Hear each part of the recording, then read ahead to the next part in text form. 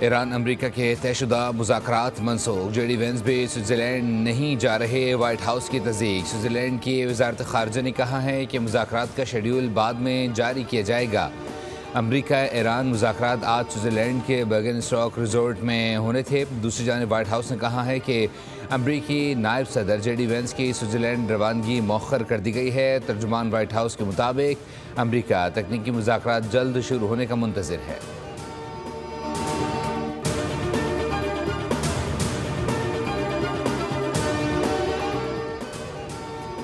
اسرائیل کے جنوبی لبنان میں فضائی حملوں اور توپ خانے کی گولہ باری، 16 افراد شہید ہو گئے، متعدد زخمی اور لاپتہ ہو گئے۔ فضائی حملوں نے ریحان کے پہاڑوں کو بھی متاثر کیا۔ نبتی اور حروف میں 8 افراد جاں بحق ہوئے۔ الشریقیہ اور دوئر کے درمیان ایک گھر پر حملے میں 4 افراد شہید ہوئے، جبکہ دوئر میونسپلٹی کے قریب اسرائیلی ڈرون حملے میں ایک شخص جاں بحق، ایک زخمی ہوا۔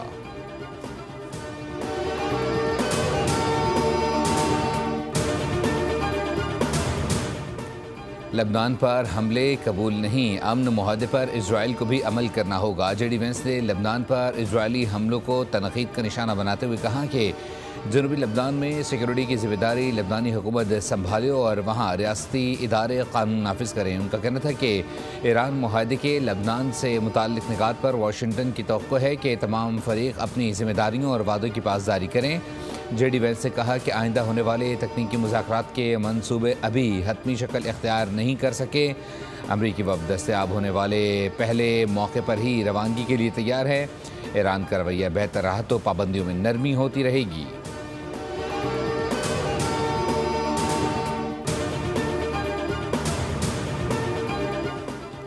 امریکی صدر ڈونلڈ ٹرمپ نے وائٹ ہاؤس میں خطاب کرتے ہوئے کہا کہ امریکہ مشرق وسطی میں امن کے قیام کے لیے پرعزم ہے اور لبنان، حزب اللہ، اسرائیل سمیت تمام محاذوں پر مکمل جنگ بندی کی توقع رکھتا ہے۔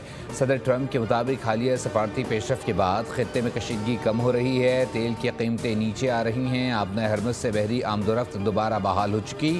انہوں نے کہا کہ مذاکراتی عمل کی کامیابی کے لیے ضروری ہے کہ تمام فریق اپنے وعدوں اور عزم پر قائم رہیں۔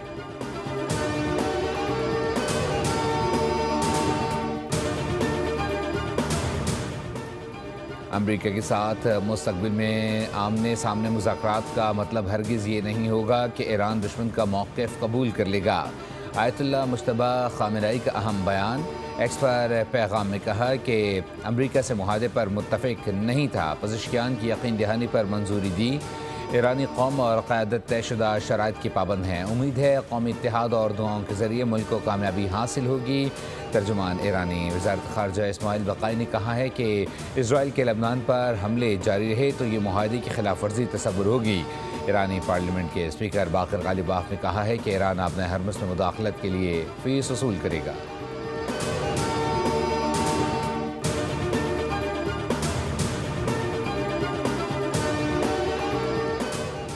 امریکی فوج نے ایرانی بندرگاہوں کی ناکہ بندی ختم کر دی۔ امریکی فوج کی سینٹرل کمانڈ کا کہنا ہے کہ ناکہ بندی نافذ کرنے کی تمام کارروائیاں روک دی گئی ہیں۔ خلیج میں ایرانی بندرگاہوں پر آنے جانے والے جہازوں کی نقل و حرکت میں رکاوٹ نہیں ڈال رہے۔ امریکی بحری جہاز مفاہمتی یادداشت پر عمل درآمد یقینی بنانے کے لیے خطے میں موجود رہیں گے۔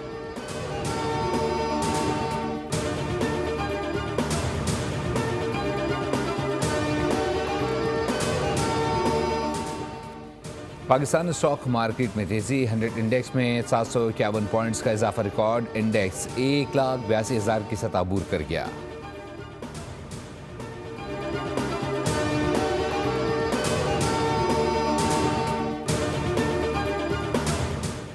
اور خیبر پختونخوا کا آئندہ مالی سال کا بجٹ آج پیش کیا جائے گا۔ مجموعی بجٹ کا حجم 2280 ارب روپے رکھنے کی تجویز، ترقیاتی کاموں کے لیے صوبائی ای ڈی پی میں 225 ارب روپے مختص کرنے کی تجویز۔ محکمہ خزانہ کے مطابق ترقیاتی بجٹ میں 150 ارب روپے فورن ایڈ اسسٹنس کی مد میں شامل کرنے کی تجویز ہے۔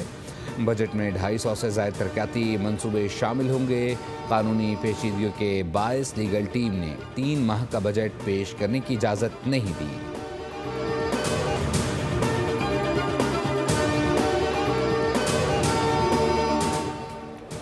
ایران امریکہ کے طے شدہ مذاکرات منسوخ، جے ڈی وینس بھی سوئٹزرلینڈ نہیں جا رہے، وائٹ ہاؤس کی تصدیق۔ سوئٹزرلینڈ کی وزارت خارجہ نے کہا ہے کہ مذاکرات کا شیڈول بعد میں جاری کیا جائے گا۔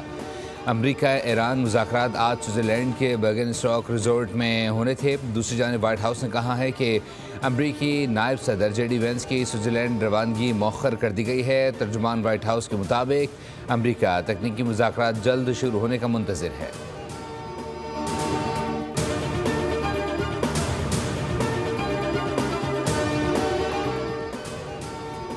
اسرائیل کے جنوبی لبنان میں فضائی حملوں اور توپ خانے کی گولہ باری، 16 افراد شہید ہو گئے، متعدد زخمی اور لاپتہ ہو گئے۔ فضائی حملوں نے ریحان کے پہاڑوں کو بھی متاثر کیا۔ نبتی اور حروف میں 8 افراد جاں بحق ہوئے۔ الشریکیہ اور دوئر کے درمیان ایک گھر پر حملے میں 4 افراد شہید ہوئے، جبکہ دوئر میونسپلٹی کے قریب اسرائیلی ڈرون حملے میں ایک شخص جاں بحق، ایک زخمی ہوا۔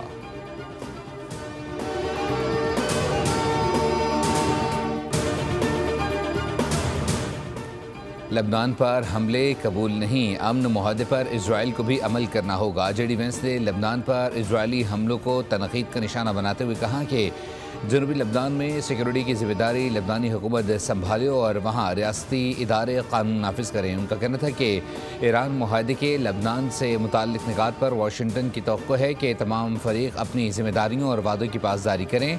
جے ڈی وینس نے کہا کہ آئندہ ہونے والے تکنیکی مذاکرات کے منصوبے ابھی حتمی شکل اختیار نہیں کر سکے۔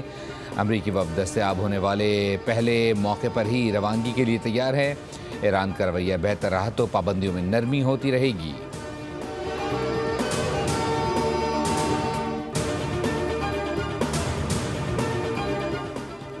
امریکی صدر ڈونلڈ ٹرمپ نے وائٹ ہاؤس میں خطاب کرتے ہوئے کہا کہ امریکہ مشرق وسطی میں امن کے قیام کے لیے پرعزم ہے اور لبنان، حزب اللہ، اسرائیل سمیت تمام محاذوں پر مکمل جنگ بندی کی توقع رکھتا ہے۔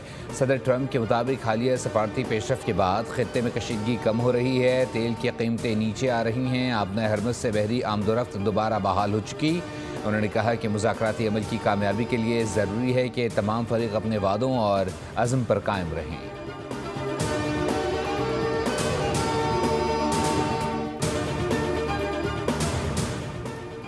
امریکہ کے ساتھ مستقبل میں آمنے سامنے مذاکرات کا مطلب ہرگز یہ نہیں ہوگا کہ ایران دشمن کا موقف قبول کر لے گا۔ آیت اللہ مجتبی خامنئی کا اہم بیان۔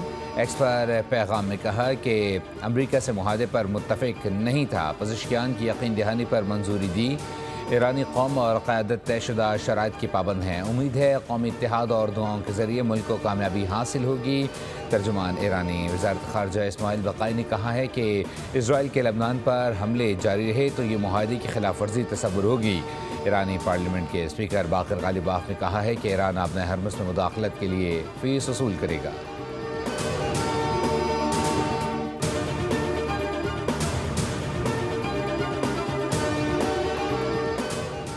امریکی فوج نے ایرانی بندرگاہوں کی ناکہ بندی ختم کر دی۔ امریکی فوج کی سینٹرل کمانڈ کا کہنا ہے کہ ناکہ بندی نافذ کرنے کی تمام کارروائیاں روک دی گئی ہیں۔ خلیج میں ایرانی بندرگاہوں پر آنے جانے والے جہازوں کی نقل و حرکت میں رکاوٹ نہیں ڈال رہے۔ امریکی بحری جہاز مفاہمتی یادداشت پر عمل درآمد یقینی بنانے کے لیے خطے میں موجود رہیں گے۔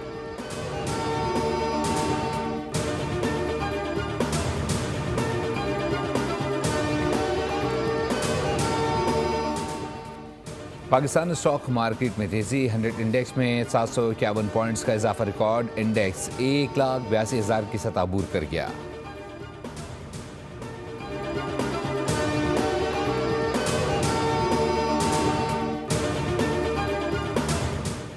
اور خیبر پختونخوا کا آئندہ مالی سال کا بجٹ آج پیش کیا جائے گا۔ مجموعی بجٹ کا حجم 2280 ارب روپے رکھنے کی تجویز، ترقیاتی کاموں کے لیے صوبائی اے ڈی پی میں 225 ارب روپے مختص کرنے کی تجویز۔ محکمہ خزانہ کے مطابق ترقیاتی بجٹ میں 150 ارب روپے فورن ایڈ اسسٹنس کی مد میں شامل کرنے کی تجویز ہے۔ بجٹ میں 250 سے زائد ترقیاتی منصوبے شامل ہوں گے۔ قانونی پیچیدگیوں کے باعث لیگل ٹیم نے 3 ماہ کا بجٹ پیش کرنے کی اجازت نہیں دی۔